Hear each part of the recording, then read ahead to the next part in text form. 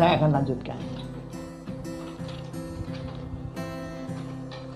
Selain orang yang bertakwa kepada Allah yang menerima Quran secara utuh, ayat 6 Allah bercerita ada orang kafir.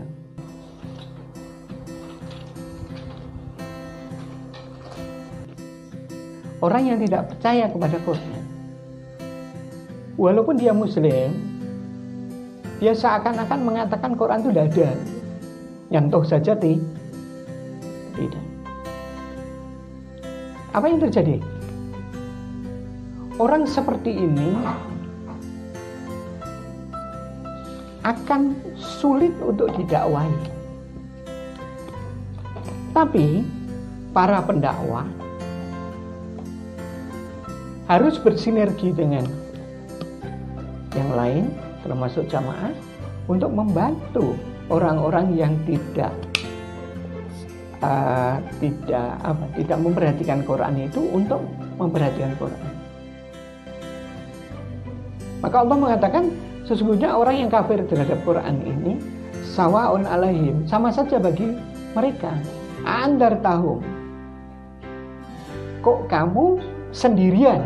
Aandarta, kamu sendirian mengingatkan. Allah menunjukkan yang memberi peringatan di sini aandarta, hanya satu orang. Orang yang kafir terhadap Quran itu tidak bisa dihadapi oleh diri kita sendiri. Harus sinergi banyak orang. Sinergi dengan yang lain. Amlam tundirum, apalagi tidak kamu ingatkan. Orang seperti ini tidak akan mau beriman kepada Quran, tidak akan percaya sama Quran walaupun dia muslim. Kemudian Allah berfirman, khatamallahu ala qulubihim. Orang yang seperti ini hatinya tertutup. Lah kok tertutup kenapa? Kenapa Allah menutup? Bukan Allah menutup. Sistem hati itu akan terbuka kalau belajar Quran. Siapa yang membuat sistem hati terbuka dengan Quran? Allah. Allah juga akan menutup hati kalau orang tidak belajar Al-Quran. Maka ucapan firman Allah khatamallahu ala qulubihim bukan seperti kita menutup. Tidak. Karena ini sebuah sistem diajukan oleh Allah untuk kita semua. Mau tidak kita berusaha keras, jangan sendirian, untuk membantu orang-orang yang tidak mau tahu tentang Al-Quran. Ini kita berbicara tentang orang muslim yang tidak percaya dengan Al-Quran. Ini golongan yang kedua. Memang betul-betul tidak mau tahu tentang Al-Quran. Seakan-akan Quran itu di dunianya dia tidak ada. Nah, kemudian mari kita lihat ayat yang ke-8.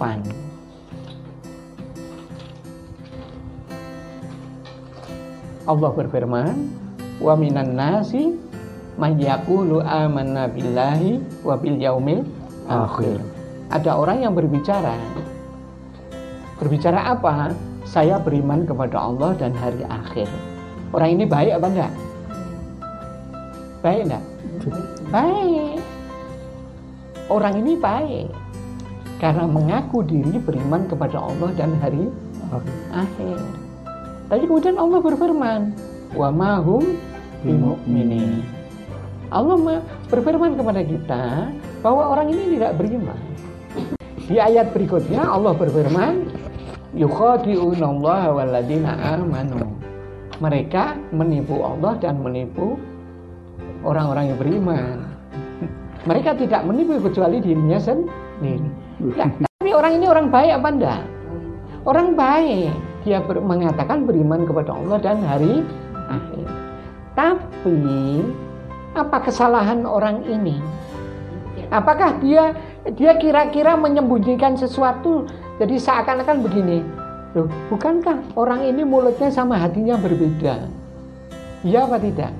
Belum tentu. Tidak, belum tentu. Dia memang mengatakan bahwa dia beriman kepada Allah dan hari akhir. Kan bagus ini. Lah tidak bagusnya di mana? Iya, tidak bagusnya kalau kita kembali ke surat ke ayat 3 dan 4. Allah menjelaskan yang namanya orang bertakwa itu yang ngeh terhadap Quran, yang tidak ragu terhadap Quran, dan dia ingin menjadikan Quran sebagai petunjuk terus, maka yang berkembang apa? Satu, berimannya kepada yang termasuk Allah. Salatnya berkembang, infaknya berkembang, percayanya kepada Rasul berkembang, kemudian pada hari akhir berkembang. Lah dia mengatakan apa? Beriman kepada Allah dan hari akhir. Lah kok nomor 1 sama nomor 5 yang diabaikan? Padahal Allah mengingatkan semua 5. Kenapa nomor 1 dan nomor berapa? 5 yang diabaikan? Maka dia membohongi diri sendiri. Seakan-akan dia mengatakan, kan sudah benar. Itu apa sama dengan Islam KTP itu, Pak? Kita tidak usah memakai istilah apapun, baik Islam KTP atau apa, tidak usah. Karena kita tidak perlu menyakiti banyak orang, gitu. Termasuk orang tadi yang tidak ngasih pada Quran. Kenapa? Karena memang kita harus melakukan pendekatan. Kalau pendekatannya sendirian, Anda tahu kamu sudah melakukan peringatan kepada dia, tapi sendirian, kamu sendiri, ya tidak bakalan kamu bisa. Karena orang ini ketika meninggalkan Quran, dia sudah serius meninggalkan Quran. Dan dia tidak mau tahu tentang Quran. Nah, Allah menjelaskan kelompok yang ketiga adalah kalau berhubungan dengan Quran itu seperti apa? Orang yang ketiga ini yang mengatakan beriman kepada Allah dan hari akhir. Berarti dia tidak sholat, berarti dia tidak infak, berarti dia tidak percaya kepada Rasul, hadis-hadis Nabi tidak pernah dipelajari. Apa yang terjadi? Orang ini orang Muslim yang kenal Quran, tapi dia tidak mau belajar Quran, tidak mau serius terhadap Quran. Kok bisa begitu? Nanti ayat berikutnya akan menjelaskan. Coba apa perilaku dia di ayat berikutnya? Kalau diomongi jangan ngerusak, mereka mengatakan seakan-akan melakukan perbaikan. Padahal sistem yang dia lakukan adalah sistemnya manusia, bukan sistemnya Allah. Kemudian ketika dia disuruh beriman serius, ketika dia ngomong sama teman-teman yang lain, yang ngapain saya harus belajar Quran.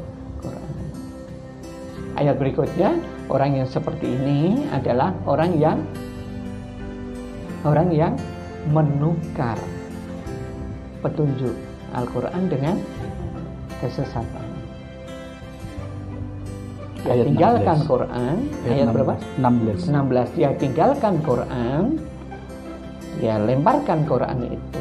Prinsip-prinsip Quran dia tidak mau pakai, hanya pakai sebagian untuk mendapatkan kesenangan dunia. Ya. Maka di ayat 17-nya Allah berfirman apa? Perumpamaan mereka seperti orang yang menyalakan api. Pada ayat 17 Allah jelaskan kepada kita ada orang yang menyalakan api. Kira-kira kalau menyalakan api, ini kan ceritanya tentang sebuah perjalanan yang akan dilewati. Orang yang menyalakan api dalam sebuah perjalanan itu kira-kira karena apa? Karena gelap. Nah, ada orang, kata firman Allah, menyalakan api. Tapi kemudian api itu dimatikan oleh Allah. Mengapa? Karena orangnya tidak serius. Tidak seriusnya di mana? Bisa dilihat ayat berikutnya. Apa ceritanya? Pada ayat berikutnya, yaitu ada sebuah perjalanan di mana kala itu suasana malam yang gelap gulita. Di situ ditulis turun hujan. Kalau kita lihat di kamus itu bukan hujan bisa. Yang turun berupa kegelapan. Jadi ada kabut gelap sehingga malam itu gelap. Petir menyambar betul. Ada suara gemuruh. mereka tuh punya korek.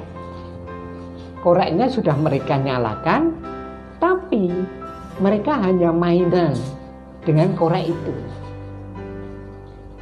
Maka Allah matikan korek itu. Begitu dia nyalakan api,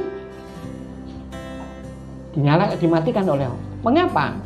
Coba lihat ayat berikutnya. Ketika mereka melihat petir itu menyambar, apa yang terjadi? Mereka berjalan di bawah sinar itu. Ayat berapa itu? 20. Ayat 20.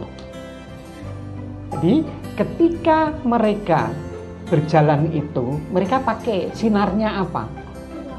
Petirnya. Padahal kilat itu kalau menyambar, mereka apa yang terjadi? Hancurlah mereka. Kan gitu. Apa yang terjadi kalau kilat itu kemudian, petir itu kemudian tidak menyambar? Mereka berhenti, tidak jalan. Kan gitu. Ini orang apa?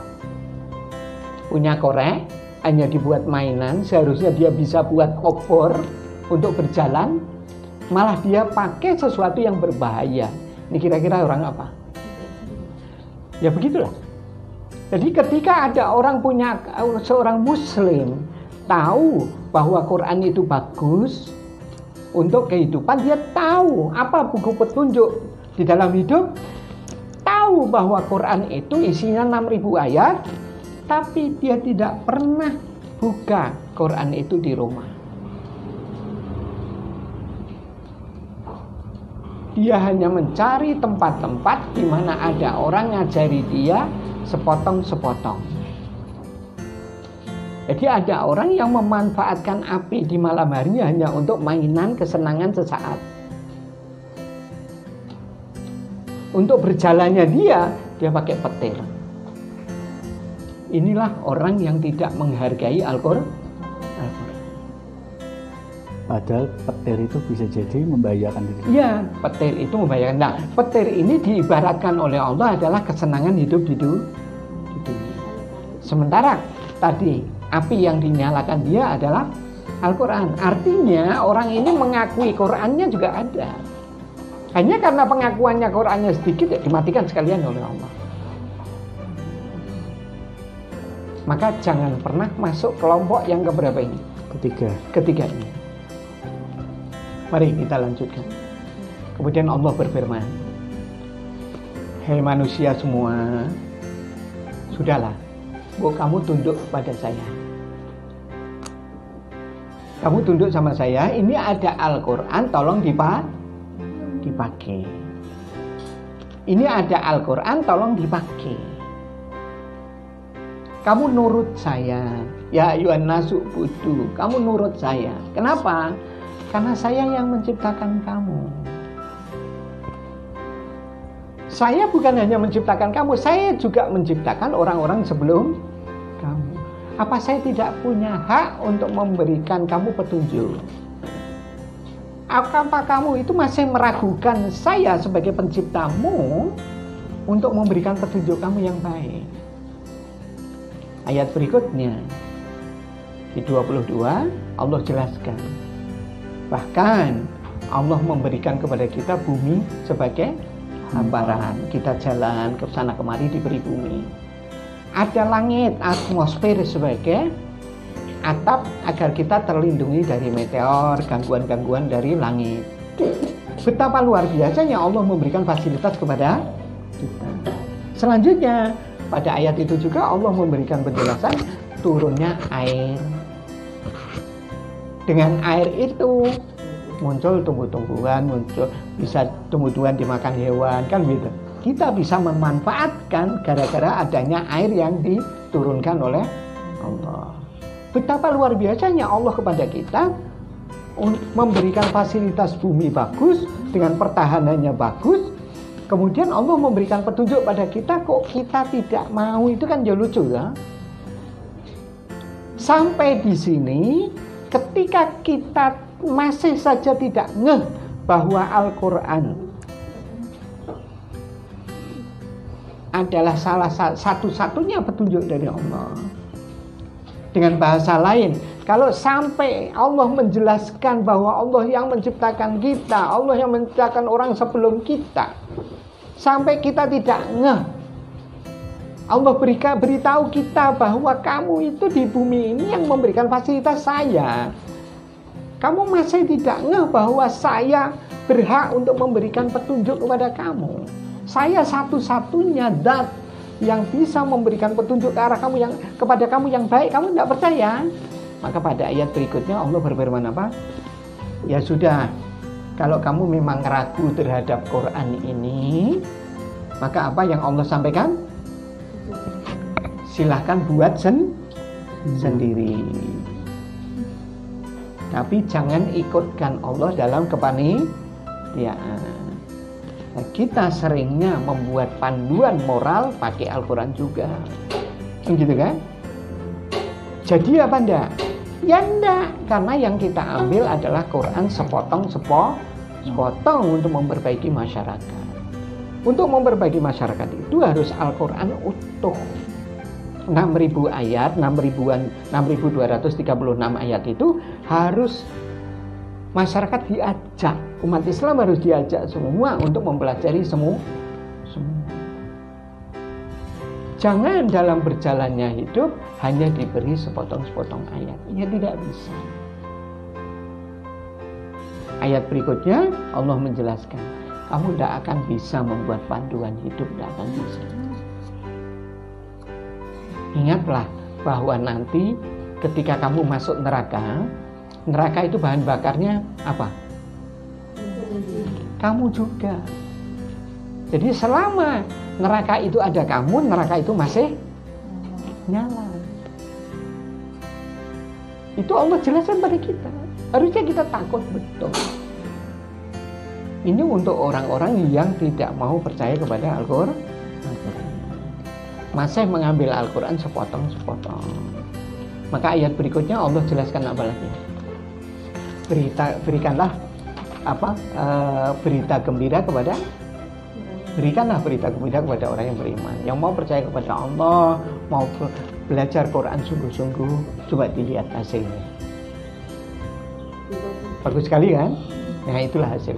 Kemudian pada ayat 26, apa yang Allah firmankan lagi? Allah itu di dalam Al-Quran tidak segan untuk membuat hal seperti nyamuk. Hal yang ringan-ringan di dalam Al-Quran itu banyak yang bisa membuat kita menyepelekan. Gara-gara Allah ceritanya mudah. Hati-hati. Jadi kalau membaca Al-Quran jangan enggan untuk membaca Al-Quran urut terus. Oh, ini sudah saya baca, jalan terus. Jadi dengan membaca ulang kembali terjemahannya, walaupun sudah pernah, insya Allah akan mendapatkan ilham yang lain. Ya. Nah, kemudian Allah berikan cerita bahwa orang yang beriman itu pasti tidak akan ragu terhadap Al-Quran. Siapa orang yang bisa membuat dirinya celaka? Yaitu orang yang tidak mau tahu, yang tidak serius terhadap Al-Quran. Orang ini disebut oleh Allah orang apa di ayat 26 terakhir? Fasik. Orang fasik. Ya, jadi ini Allah ceritakan yang ketiga, orang fasik. Orang yang mengatakan beriman kepada Allah dan hari akhir, sementara sholat, infak, percayanya kepada Nabi dia abaikan. Orang ini kelompok ketiga namanya fasik. Kelompok pertama yang serius terhadap Al-Quran adalah muttaqi. Kelompok kedua orang yang tidak mau tahu terhadap Al-Quran, orang kafir. Yang ketiga orang yang hanya belajar Quran sepotong-potong seenaknya sendiri. Orang ini orang fasik. Orang fasik itu apa penjelasannya? Coba salah satu baca satu kriteria saja dulu. Di ayat 27 Allah berikan kriteria orang fasik.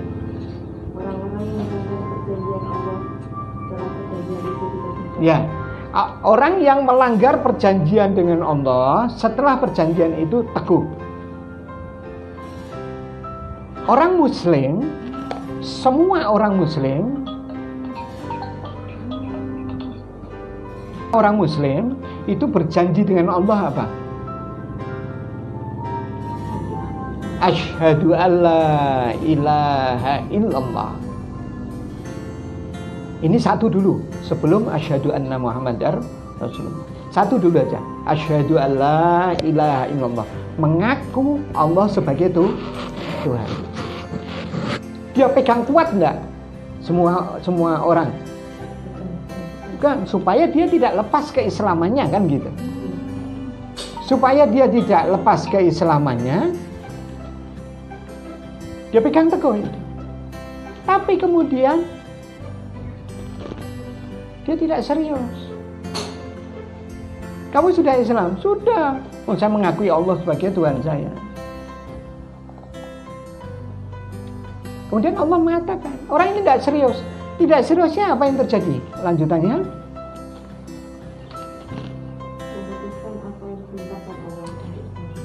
Ya. Dia memutuskan apa yang Allah perintahkan untuk menyambungnya. Ketika seseorang belajar ketika seseorang menjadi Muslim, apakah secara kasar ini ya, jangan diartikan secara asli, Allah turun ngomong sama dia, begini loh caranya jalan, begini loh caranya makan, begini loh kamu harus menyembah saya, begitu apa tidak? Apakah Allah turun kepada dia, membimbing dia? Enggak. Tidak mungkin karena zat manusia dengan Allah beda. Maka Allah berikan ini Quran. Allah berikan Quran. Kalau kamu mengaku Muslim, ini saya beri Quran. Sambungkan dirimu dengan saya lewat ini. Bukan lewat ustadz, bukan lewat ustazah. Ustazah itu hanya menjelaskan. Sambungkan dengan ini. Datang ke pengajian, perbanyaklah tanya terhadap Al-Quran yang merupakan cara kita menyambung dengan Allah. Karena Quran ini adalah kita akan paham apa maunya Allah kalau kita mau belajar. Saya ulang lagi bahwa orang fasik itu adalah orang yang seperti ayat ini sudah berjanji dengan Allah teguh, kemudian tidak mau menyambung. Disuruh nyambungkan pakai Quran, dia tidak mau. Maka orang ini disebut apa? Fasik. Kelanjutannya orang ini pasti merusak. Maka ketika ditanya, disuruh oleh ketika kita berkata kepada orang fasik ini pada ayat berapa di awal-awal itu? Ayat 9 mungkin. Kalau ayat 10. Jika dikatakan kepada mereka supaya 11. Ayat 11.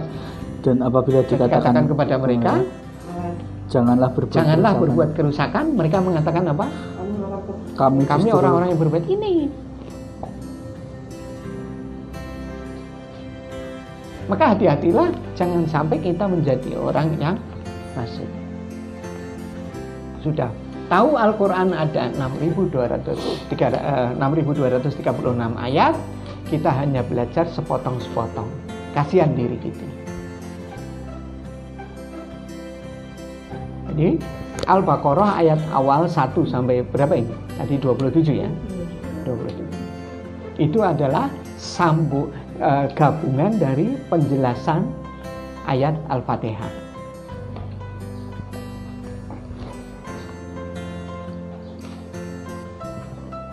Kalau kita mau serius jadi manusia, harus jadi orang mun'am.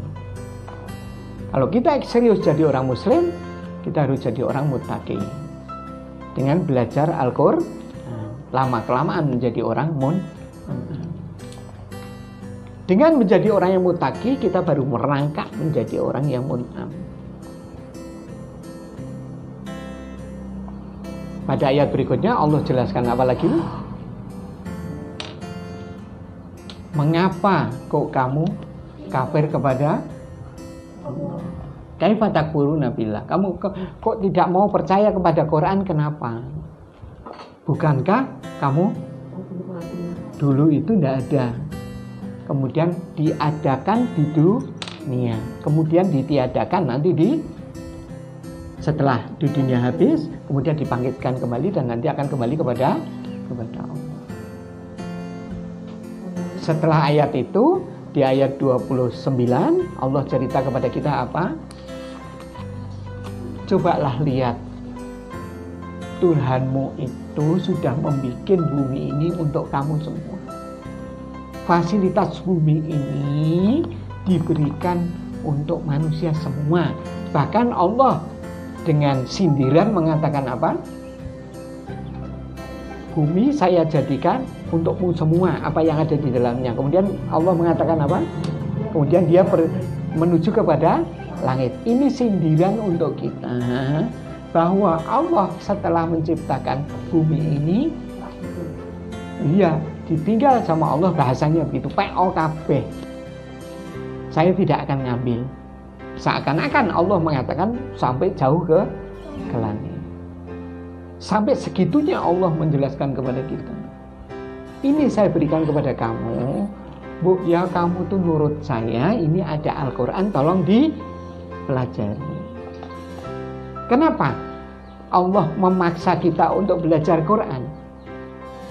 Di akhir ayat 29 Allah berfirman apa? Bahwa Allah itu alim. Allah itu paling pintar, paling tahu terhadap segala sesuatu. Maka Allah ciptakan Al-Quran untuk kita. Sampai di sini pembahasannya selesai dulu. Nah, di surat Al-Baqarah ini Allah jelaskan orang yang menghadapi Quran ada tiga. Orang yang muttaqi, orang yang sungguh-sungguh belajar Quran. Ada orang kafir di ayat 6 yang menghindari Quran. Ada yang ketiga orang fasik, yaitu orang yang tahu Quran itu baik tapi dia hanya belajarnya sepotong. Kita tidak perlu mengatakan seseorang itu fasik atau kafir terhadap Quran. Tapi mari kita bina sendiri, kita menjadi orang yang muttaqi, belajar Quran terus dan bantu orang lain juga untuk belajar Al-Quran. Ini hanya sindiran dari Allah saja untuk kita semua. Nah, tugas kita terhadap semua orang, mari orang-orang yang maghdub dan dol itu ajak menuju menjadi muslim yang sesungguhnya. Nah, di surat Al-Baqarah itu kepada orang-orang muslim di dunia ini, di sekitar kita, mari kita ajak untuk menghargai Al-Quran. Ketika mereka nanti belajar Quran, biar Allah yang ngatur mereka. Mari kita dekatkan, kita ajak jamaah untuk mempelajari isi Al-Quran. Itu sudah cukup. Kita kenalkan Quran, bukan kita yang merubah, tapi Allah yang merubah dengan kesenangan mereka mempelajari isi Al-Quran.